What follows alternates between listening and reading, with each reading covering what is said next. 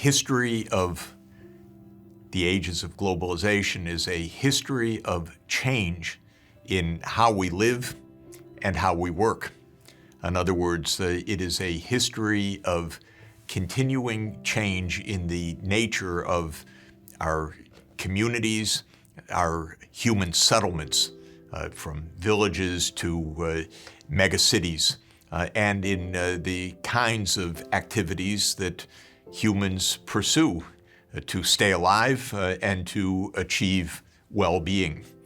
In our 7 ages of globalization, we'll consider those changing patterns of settlement, with the dominant change being the change from living a rural life, originally as hunters and gatherers, and then later in the 2nd age of globalization, beginning in settled village communities, and the change of our occupations, as it were, from foragers collecting food on the move, to settled farming, to the great division of labor that characterizes a modern economy. Now, it's very useful for these purposes that economics has given us a framework of categories of economic life, and we can use that framework to understand the basic dimensions of change of occupation and human settlements during the 7 ages of globalization. Economists classify our economic life according to the main kinds of activities that are pursued.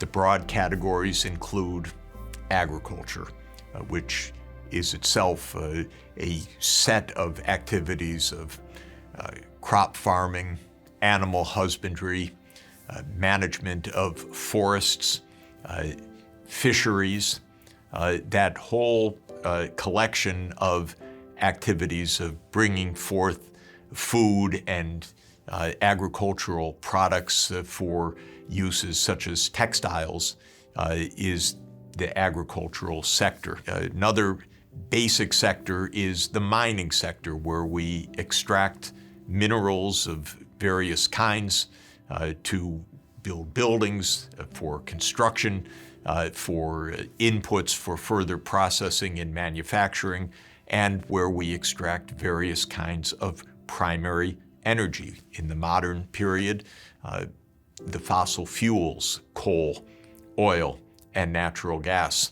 In our age, wind power, solar power, geothermal energy, and other kinds of renewable energy. A third basic kind of activity is construction, building things, especially our habitats. Early modern humans inhabited caves or other forms of natural shelters. Today we build our apartment buildings and our housing and our commercial structures for retail business or for factories. The construction activity is a core part of human activity. Manufacturing is the kind of activity that transforms basic commodities, such as agricultural commodities, hemp or cotton, into fabrics for clothing, for example.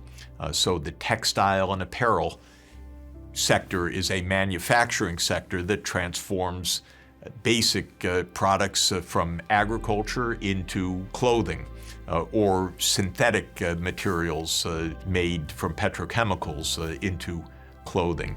Of course, manufacturing involves many, many kinds of processes, taking minerals and creating metals, creating machinery, clothing, food processing, and a vast range beyond those examples. Other kinds of activities are what economists classify as services, producing not goods, physical goods, but rather producing activities in which those goods are utilized. For example, transport services and warehousing services in which goods are shipped over short or over long distances. Retail and wholesale trade activities in which goods are sold to consumers on the marketplace.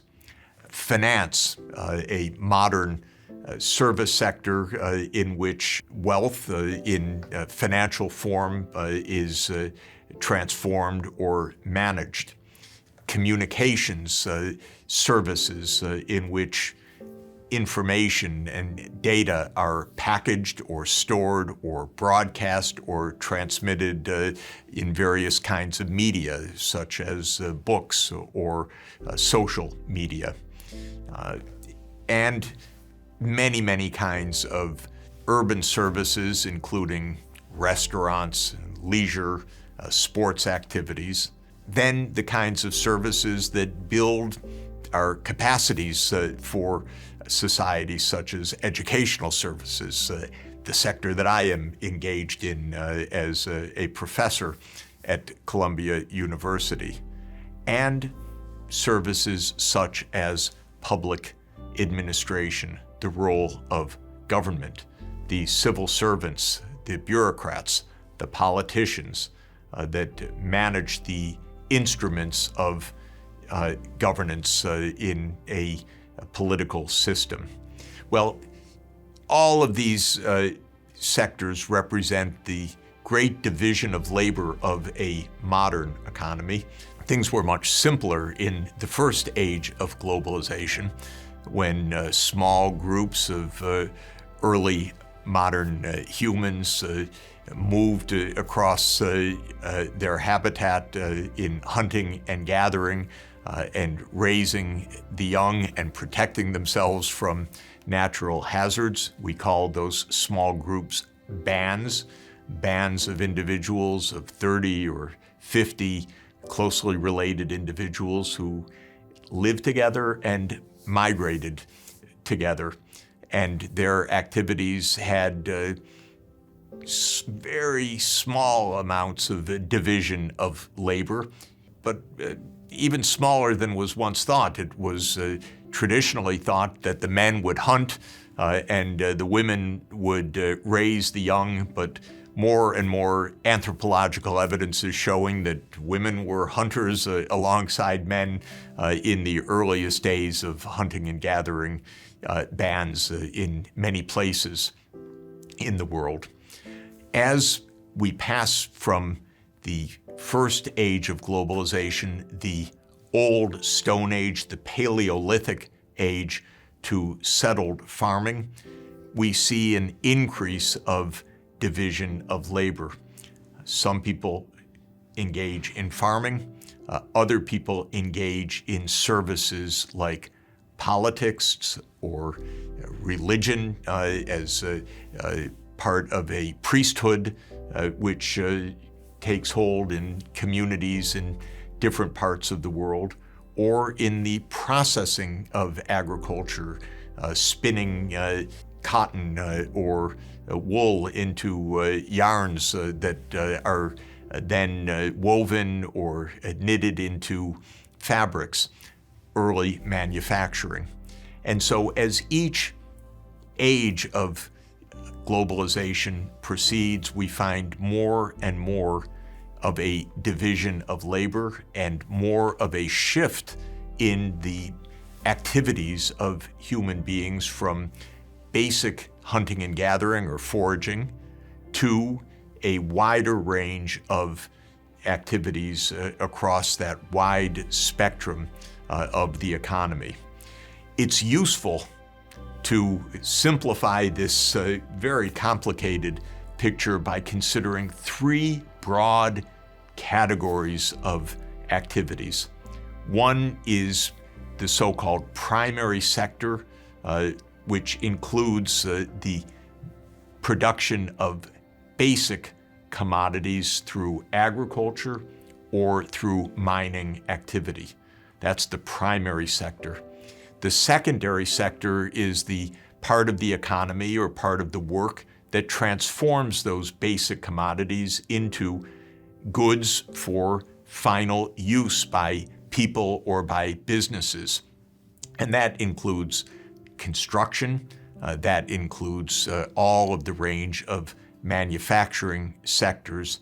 And in the modern economy, it also includes the so-called utilities sector, which takes primary sources of energy and converts that into electricity.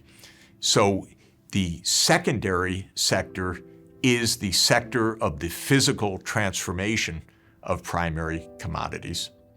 The third sector, broadly speaking, are all of the service activities, not producing physical goods, but ways to use those physical goods through transport or through communication or through financial exchange of ownership, or by providing ways to sustain human beings and raise their health and their productivity in education and healthcare, or to manage the collectivity through politics in public administration. So the primary commodity sector, the secondary sector which transforms those commodities, and the third sector, the service sector, which helps to use those commodities in a variety of ways. Primary, secondary, and tertiary.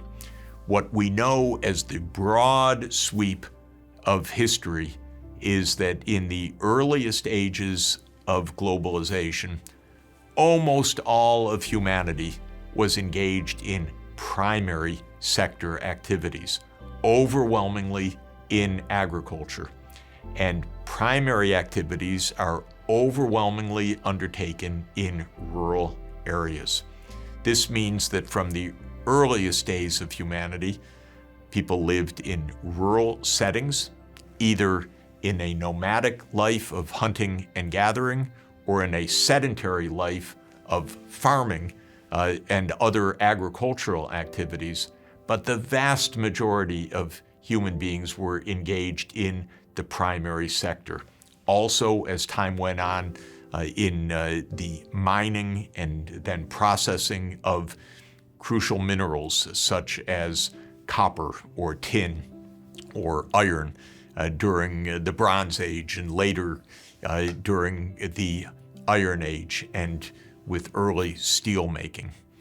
As the ages of globalization proceed and humans gain more and more technological mastery in how to produce food or how to mine or how to transform commodities, we see a growing proportion, very gradually, of daily life shifting towards the secondary sector activities of transformation, manufacturing and industry, and towards the tertiary or service activities in which those physical commodities are combined with human services to satisfy human wants and desires, even including leisure activities and sports and amusements and eventually restaurants and accommodations and tourism.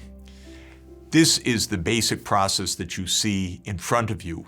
Each of the ages of globalization is illustrated with a very rough guesstimate of the proportion of the engaged workforce of that age in the primary, the secondary, and the tertiary sectors. And over time, the share involved in the primary sector continues to diminish. The share involved in the secondary or industrial manufacturing sectors and construction activities rises. And especially in our era, the tertiary sector or the service part of daily life actually becomes the predominant activity for most of the people in the workforce that become the overwhelming way to earn a livelihood. In the United States today, well over 80% of all workers are working in the tertiary or service economy. The part that's working in manufacturing and in construction, the secondary sector, is between 10 and 15%. And only 2 or 3% of the entire population work in the primary sector, the sector that once occupied essentially 100% of humanity. As this great transformation has taken place over thousands and thousands of years, the way people live has also changed, because farming almost inevitably is a rural activity requiring a vast land area and a low density of population, whereas activities of manufacturing and especially of services are face-to-face activities that require, in fact, the close proximity of workers dealing with each other and therefore living close to each other. So as the economy moves from being a primary sector economy to a tertiary sector economy, human settlements move from the rural areas to the urban areas. And we can see this remarkable pattern in the estimates of the share of humanity in each era that has lived in an urban area as opposed to a rural area. Now, an urban area is an area generally defined as a place of a densely populated settlement, usually of at least 2,000 people, though the precise definition of what is urban versus what is rural differs across countries. But the United Nations, as our scorekeeper, measures urbanization in a standardized way and has found that it is in recent years, in fact, that for the first time in all of human history, more than half of the world's population lives in urban areas as opposed to rural areas. What we see from the diagram going back 10,000 years BC is that for most of human history, almost all of humanity lived in rural areas and very, very small proportions lived in cities. But with the fifth and especially the sixth age of globalization, the age of industrialization, and now our current seventh age of globalization, the digital age, we have arrived at an economy dominated by tertiary sector, service sector activities in which people live and work in close proximity, live and work face to face. So now we are an urban world where around 55 to 60% of humanity lives in urban areas, and that share of urbanized humanity is expected to rise to at least 70% of humanity by the middle of the 21st century.